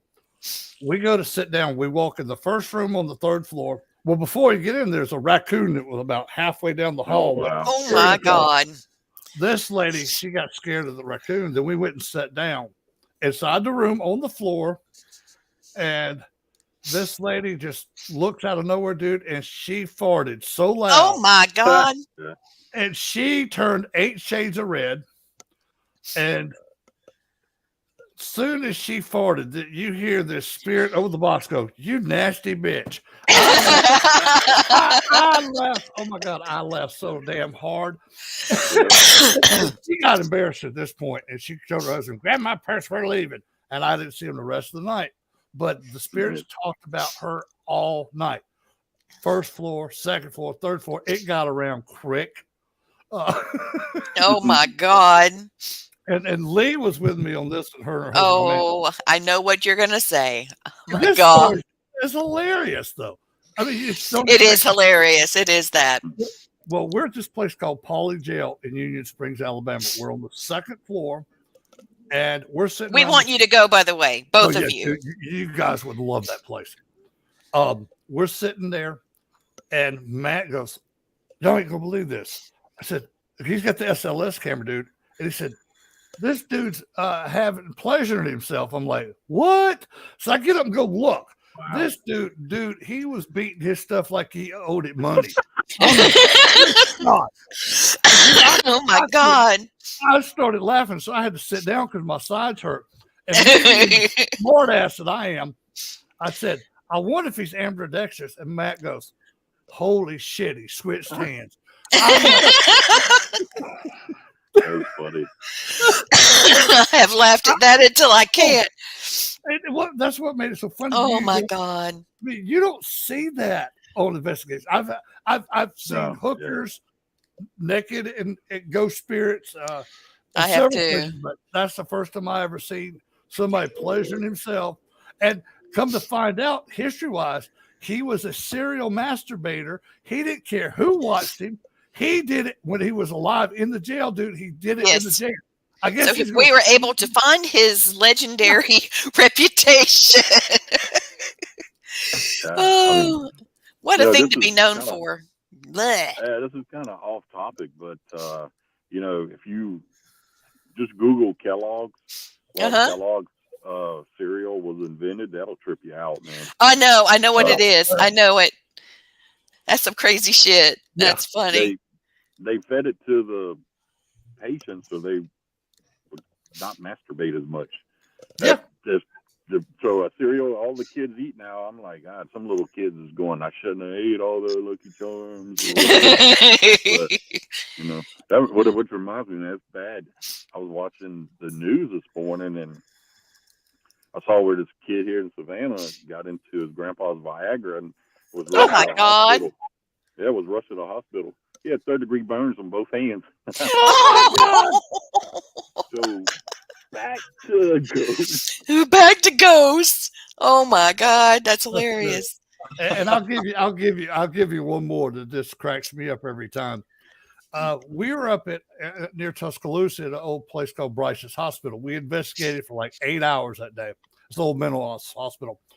Right next door was a convalescent home at one time, and the state was going to rebuild it and make it condos for seniors. Well, we'd already been over at Bryce's for 8 hours. So I was like, hey, let's go check this place out.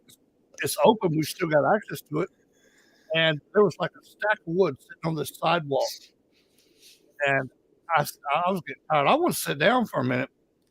Thank God again, I had my box on. I had my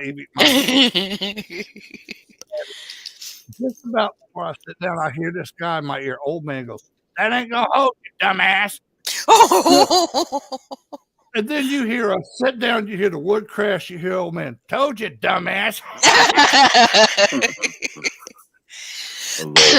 Oh my God, that's hilarious. I know y'all talk, about the event coming up, but real quick, I just want to throw in there. Please. I think we've got 2 VIP tickets left, and that's it. And Good. then we still have general admission tickets, and we're thinking about doing a 10% off, tickets if they mention y'all show. They can get 10% off. All they have to do is message me, and I'll give them the code. Oh, well, thank you. And they can get 10% off. All they have to do is mention y'all show or share this video and let me know, hey, I shared it and whatnot, and mention it. I want to thank Margie and Hourglass Tours. They're big, they're helping us get Rex to come down. He's driving all the way from Iowa, so I do know. it without Hourglass, and and then the team. We're looking good, and I know y'all don't know this, but teams, paranormal teams. I've learned the past 5 years we've been really doing it as team and everything is don't do it because you want to have fun and do it because I messed up, man. I wanted insurance for the team because we were going to a lot of places, and back then COVID was still going on, and I wanted, we couldn't get in a lot of places in Savannah because they were worried about somebody getting hurt, blah, blah, blah. So I tried for a long time to get insurance, and like nobody would do it. Nobody would touch it. Lloyd's is London, but they're over in UK, and they were like, oh, sorry, mate, try to call, Finally, I found somebody, and it was kind of expensive. And I said, well, I want it. Will this cover me for all the investigations, everything. So there was only about 8 of us at the time. So I opened it up. We had owned a coffee shop at the time called Haunted Grounds Coffee.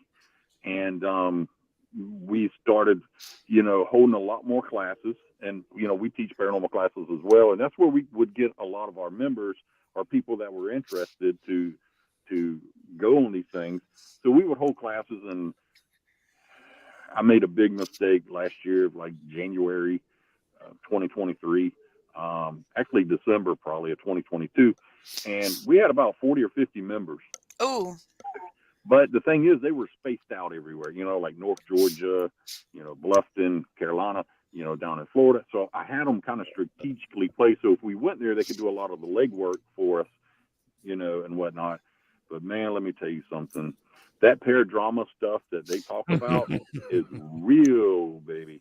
And I learned real quick who was really a paranormal investigator and who was a wannabe. Put on a show. But I saw it on TV. I want to be on TV. Yeah, I know those people. And a lot of them, get pissed off because, I had an A team, a B team, and a C team. It wasn't to punish anybody. It was the C team guys. We want y'all as good as the B team. B team, y'all should want to be on the A team. So it was getting them involved in stuff. But they took it as favorites and stuff. And it's like, there's no favorites. But, and then you got other ones that want to start their own teams. And that's fine. I tell them, hey, listen, there's plenty of ghosts to go around, man. That's true. I don't own them. You don't own them. But then, of course, the whole paradrama thing. And I got caught up in it. I'm going to tell you, the past probably 3 months. And then finally I was like, enough. Yeah. A lot of them had either left or I had gotten rid of them and stuff. And I was just cleaning house for a little while. And I had some that were really, really close to me that, it happens, man. On those teams, you get people you thinking you can trust. And so I just kind of want to put that out there. Like, just do it because you want to do it. Don't do it because any other reasons. I know the producers everywhere would call me for shows. I walked off with Josh's show last month. He wanted you to fake stuff. They got the script thing going, and y'all know about how the TV shows. And I was like, no, man, we don't do that. Thank you. So they were like, well, we kind of need you to. And I said, well, I tell you what, I'll see you later. Walked off. So it's like, look, you're not going to take my integrity away from me. For one, I've been offered to do like 7 shows, and I said, this is what I want. I want total creative control. I want back end. I want executive producer, and I want first and last say of what goes on the show. And we can't do that. I said, well, you don't have me. Deuces, bye. We had a producer, man, came from LA, moved down here. I was, we were all taken aback, and, we signed a contract. We're supposed to start filming and do a sizzle reel. Well, next thing you know, we don't hear from him for like 3 months.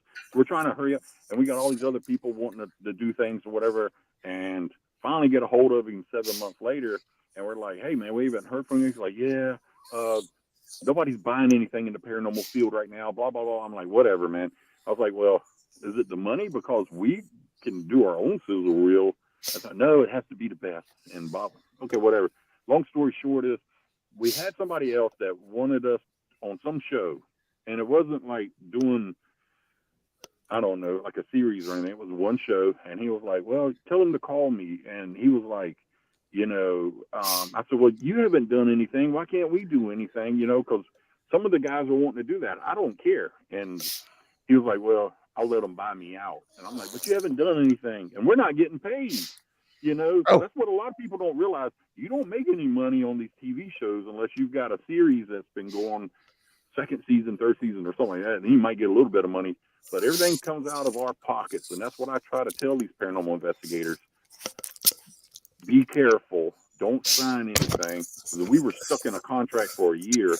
And, it was coming out of our pockets doing all these investigations and everything, thinking this guy was going to help us, set us a line of bull. But now we do it because it's fun.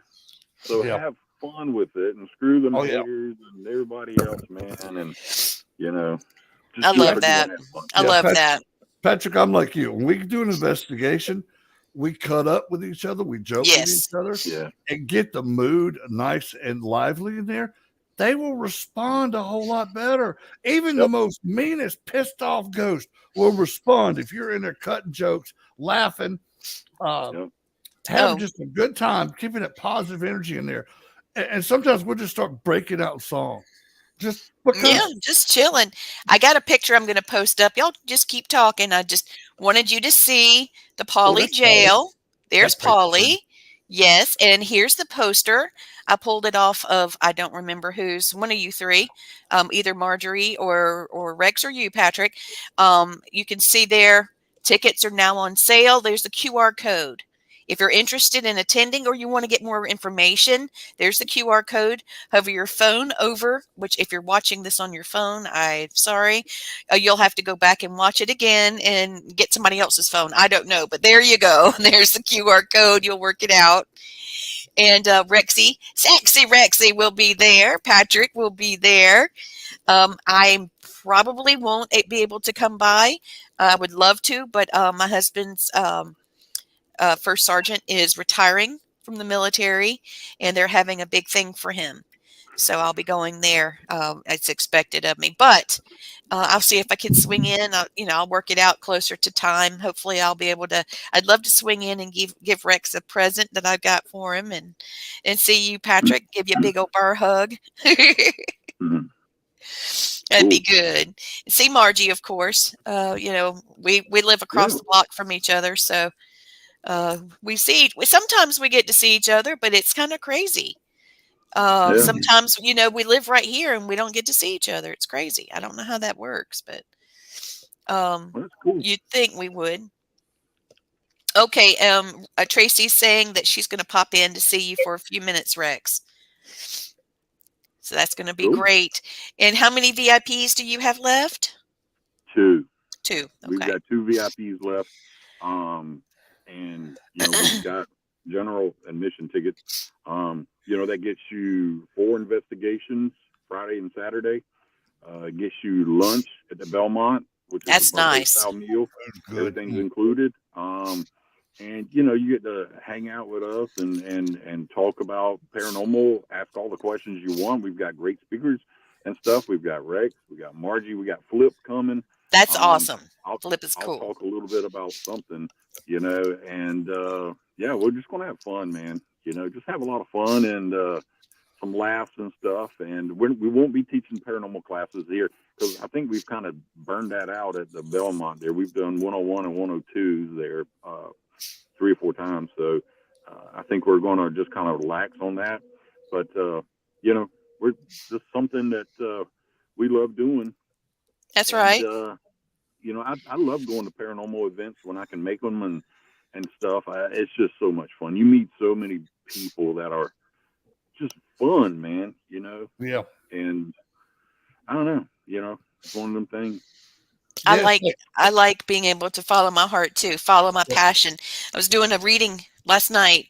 I had done a few for some people, and then I said, you know what, I'm going to pull my own cards, and it popped up for me to follow my passion. And I said, you know what, I've been saying that to other people for what?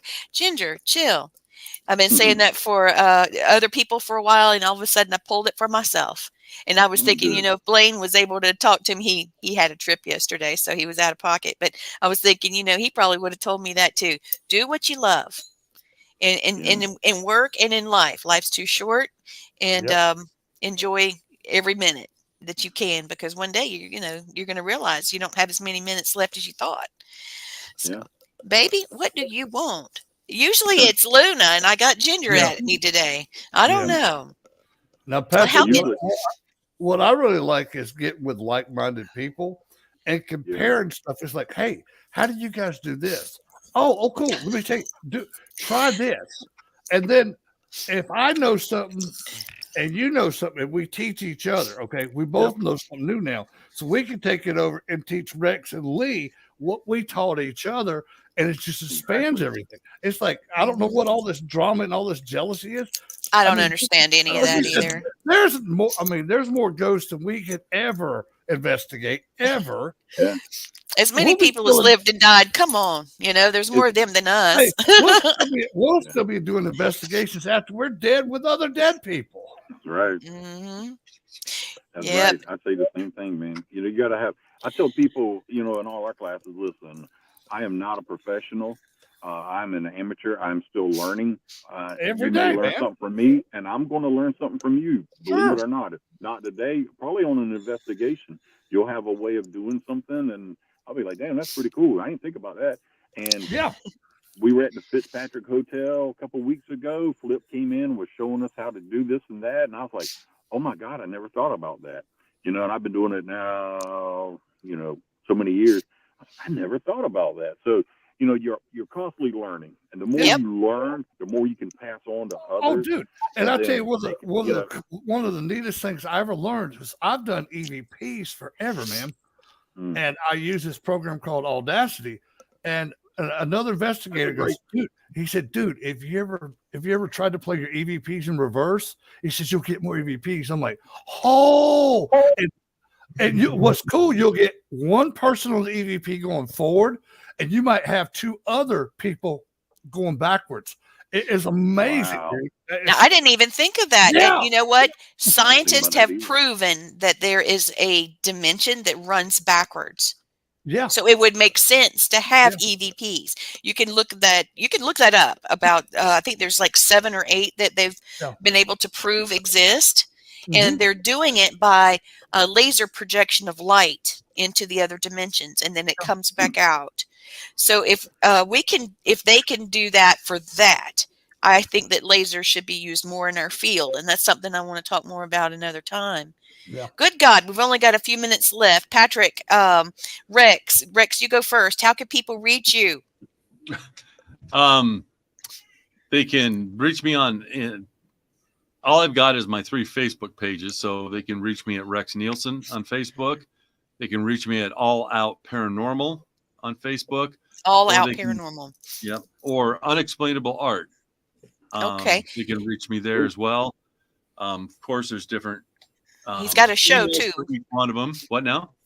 Paranormal Flow, baby. Yeah, it's my Paranormal Yeah. Flow. And to let everybody know, I'm not going to have a show for a couple of weeks.